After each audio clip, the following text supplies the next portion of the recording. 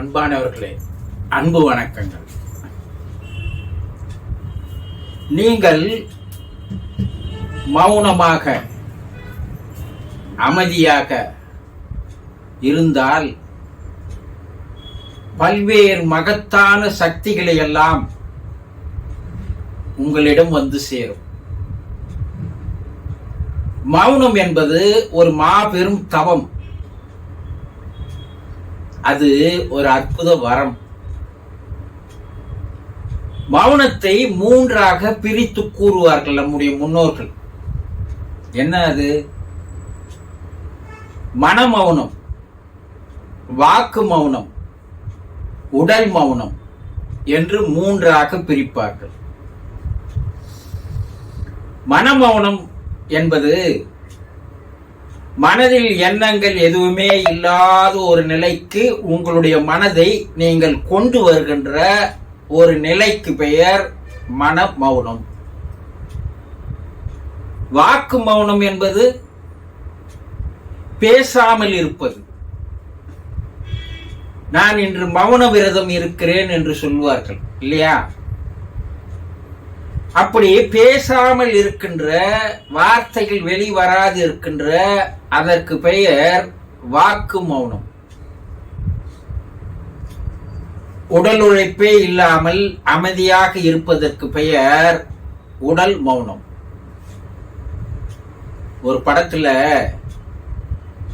வடிவேலு அவர்கள் சும்மா இருந்தா எப்படி, நான் சும்மாவே இருக்கிறேன் பாரு அப்படின்னு ஒரு காமெடி அடிப்பாங்க. அதுபோல சும்மா இருப்பதிலே சுகம் இருக்கிறது. எதுல சும்மா? இந்த வாக்கு மௌனம் என்பது இருக்குது பாரு, அதை நம்ம கடைபிடிச்சிட முடியும், உங்களாலேயே செய்ய முடியும். ஒரு நாள் எல்லாம் பேசாது இருங்கன்னா உங்களால மௌன விரதம் இருக்க முடியும். ஒரு நாள் எல்லாம் எந்த வேலையை செய்யாத நீங்க அமைதியா உட்கார்ந்து இருங்கன்னாலும் உங்களால முடியும் இல்லையா?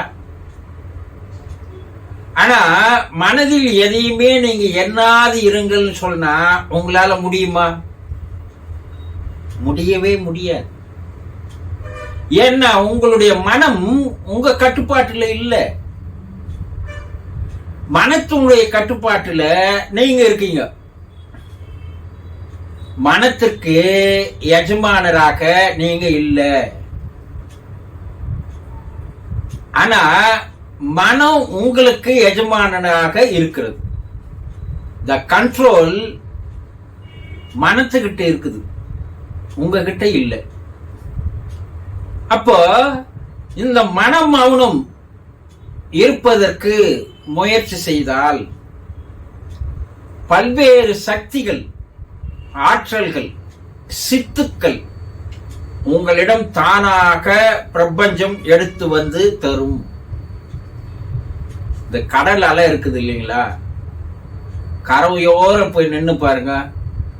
ஒருத்தர் சொன்னானா, ஏண்டா கடல்ல இறங்கல?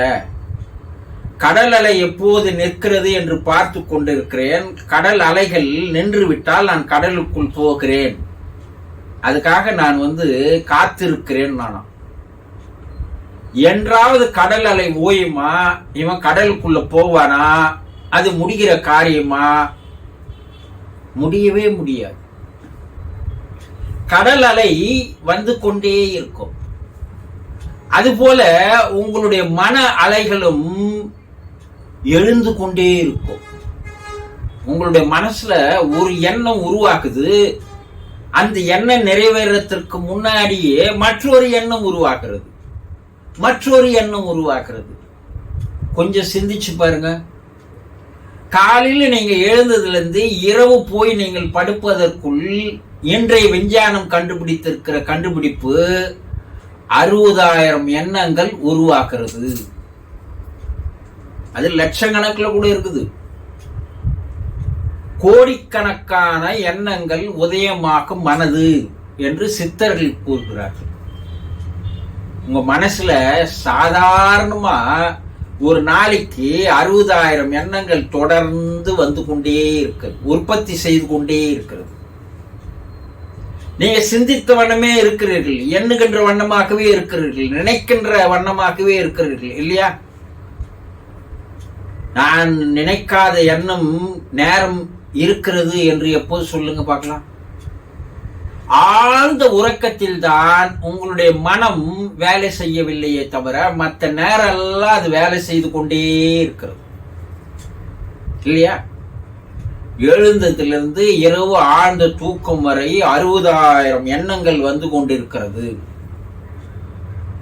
அப்போ இந்த எண்ணங்கள் எப்பொழுது படிப்படியாக குறைந்து மனமில்லாத ஒரு நிலை வருகிறதோ அப்போதுதான் பிரபஞ்சத்திற்கும் உங்களுக்கும் ஒரு நெருக்கமான ஒரு தொடர்பு, இணைப்பு ஏற்படுகிறது. ஏன்னா உங்களை சுற்றி பிரபஞ்சம் இருக்குது, உங்களை சுற்றி கடவுள் இருக்கிறார், இறைவன் இருக்கிறான். ஆனால் இதை புரிந்து கொள்ள முடியாமல் நீங்கள் எங்கெங்கேயோ தேடி அலைந்து கொண்டிருப்பதுதான் வேடிக்கை. நீக்கமர நிறைந்திருக்கின்ற பரிபூரண ஆனந்தமயமானவன் சொல்றாங்க இல்லையா? உங்களை சுத்தி இப்ப இருக்குது, உங்களை சுத்தி இறைவன் இருக்கிறான், உங்களை சுத்தி பிரபஞ்சம் இருக்குது. ஆனா உங்களுக்குள்ள அது வர முடியாத, நீங்களே அதுக்கு ஒரு தடுப்பு வேலி போட்டு அது உங்களோடு வந்து அரவணைக்க செய்யாத வகையில தடுத்துடுறீங்க. நாங்க எப்படி தடுப்பு வேலி போடுறோம்? நீங்கள் எண்ணுகின்ற எண்ணங்கள் உங்களுடைய உடலில் இருந்து 20 அடி தூரத்திற்கு வட்ட வளையங்களாக வெளியே வருகிறது. இந்த வட்ட வளையங்கள் தொடர்ந்து வந்து கொண்டே இருப்பதால் அந்த பிரபஞ்சத்தினுடைய அலைவரிசையானது உள்ளே வராமல் உங்களுடைய எண்ண அலைவரிசையானது அதை விலக்கி தள்ளுகிறது. பிரபஞ்சம் உங்களுக்கு அற்புதமான ஆற்றல்களை, சக்திகளை தருவதற்கு தயாராக வருகிறது. இறைவன் உங்களுக்கு அனைத்தையும் தருவதற்கு தயாராக இருக்கிறான். ஆனா நீங்களே என்ன பண்றீங்க? அதை நீங்களே விலகி ஓடச் செய்கிறீர்கள். வருகின்ற விருந்தாளியை கதவு மூடிக்கொண்டு வெளியிலே நிறுத்தி வைக்கிறீர்கள். அப்போ உங்களுக்கு எதுவுமே வாழ்க்கையில் கிடைக்கவில்லை. ஆனால் நீங்கள் அழுது புலம்பி எல்லா இடத்துக்கும் ஓடுறீங்க. எவ்வளவு ஒரு அறிவியலித்தனமான செயல் என்பதை சிந்தித்து பாருங்கள். அப்போ ஒரு குளத்துக்குள்ள, அந்த குளத்துக்குள்ள மாணிக்கம் இருக்குது, வயிறு இருக்குது, வைடூரியம் இருக்குது, தங்கம் இருக்குது, எல்லாம் இருக்குது. ஆனா அதை பார்க்க முடியாத அளவுக்கு அந்த மன அலைகள், குல அலைகள் கலங்கி போயிருக்குது. அப்ப அந்த குளத்துக்கு கீழே இருக்கிறது நம்மால என்ன பண்ண முடியல, உங்களால பார்க்க முடியல. உங்க மனதிற்கு கீழேயே அற்புதமான ஆற்றல்கள், அற்புதமான சக்திகள், அபூர்வமான சில பொக்கிஷங்கள். ஏன் இறைவன் ஆண்டவனே மனத்துக்கு அடியிலேயே இருக்கிறான். ஆனா நீங்க அதை புரிஞ்சிக்க முடியல. புரிஞ்சிக்க முடியாத நீங்கள் அது மேலேயே கலங்க செய்து வைத்து அதை சேராக, சகதியாக மாற்றிக்கொண்டே இருக்கிறீர்கள். எப்போது இந்த மன அலைகளை, எண்ணங்கள் உற்பத்தி செய்வதை எப்போது நீங்க மௌன நிலைக்கு எடுத்து வருகிறீர்களோ, செயல்படாத நிலைக்கு மனதை இறக்க செய்கிறீர்களோ, அப்போது உங்களுக்குள் பிரபஞ்சமானது தானாக வந்து சேருகிறது. பிரபஞ்சம் உங்கள் உடலுக்கு அதீதமான ஆற்றலை, சக்தியை தந்து முதலில் உங்களுடைய உடலை உறுதியாக, வலுவானதாக, ஆரோக்கியமானதாக மாற்றுகிறது. பின்பு உங்களுடைய அறிவிற்கு புது புது விஷயங்களை தந்து உங்களை அறிவாளியாக, ஞானியாக உயர்த்துகிறது. உங்களுக்குள் ஒரு அற்புதமான ஆற்றல்களை, சக்திகளை தந்து உங்களால் எதையும் சாதிக்கக்கூடிய வகையிலே உங்களை ஒரு பெரிய வல்லுநராக மாற்றுகிறது. அளவுக்கு அதிகமான அற்புத ஆற்றல்களை எல்லாம் அது உங்களோடு தந்து கொண்டே இருக்கிறது. உங்களை சரியான முறையில் வழிநடத்தி உங்களை அழைத்து செல்வதற்கு அது உங்களோடவே இருந்து ஒத்துழைத்து வாழ்கிறது. ஆனால் இதையெல்லாம் நீங்கள் அறிந்து கொள்ளாமல், இதையெல்லாம் நீங்கள் புரிந்து கொள்ளாமல், இதற்கு வழி தேடாமல் நீங்கள் எல்லா விதமான துன்பங்களில், கஷ்டங்களில், கவலைகளில், வேதனைகளில், சோதனைகளில், குழப்பங்களில் இருந்து வருகிறீர்கள். அப்போ எப்போது இந்த மனதை நீங்கள் மௌன நிலைக்கு எடுத்து வருகிறீர்களோ, அமைதி நிலைக்கு எடுத்து வருகிறீர்களோ, மனதில் இருந்து எண்ணங்கள் உற்பத்தியாகாத வண்ணம், தோன்றாத வண்ணம் எப்போது நீங்கள் மனதை அமைதியாக வைத்திருக்க முயற்சி செய்கிறீர்களோ, அப்போது பிரபஞ்சம் உங்களோடு கலந்து விடுகிறது. பிரபஞ்சமும் நீங்கள் ஒன்றாக மாறிவிடுகிறீர்கள். பிரபஞ்சத்தில் இருக்கின்ற அற்புதமான சக்திகள் அனைத்தும் உங்களுக்குள் வந்து விடுகிறது. நீங்கள் வேறு, பிரபஞ்சம் வேறாக இல்லை. அப்ப பிரபஞ்சம் உங்களுக்கு அனைத்தையும் தர தயாராக இருக்கிறது. உங்களால் எதையும் சாதிக்க முடியும். ஆரோக்கியமான உடலை பெற்றுக்கொள்ள முடியும். அமைதியான ஆனந்தமான வாழ்க்கையை வாழ முடியும். இவ்வளவும் இருந்தும் கூட கோட்டை விடுவது யார்? புரிந்து கொள்ளாமல் இருப்பது யார்?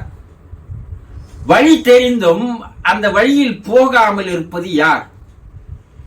நீங்கள் தான் அடம்பிடித்துக் கொண்டு, நீங்கள் தான் உங்களுக்குள்ளேயே உங்களை சுருக்கிக் கொண்டு நீங்கள் வாழ்ந்து வருகிறீர்கள்.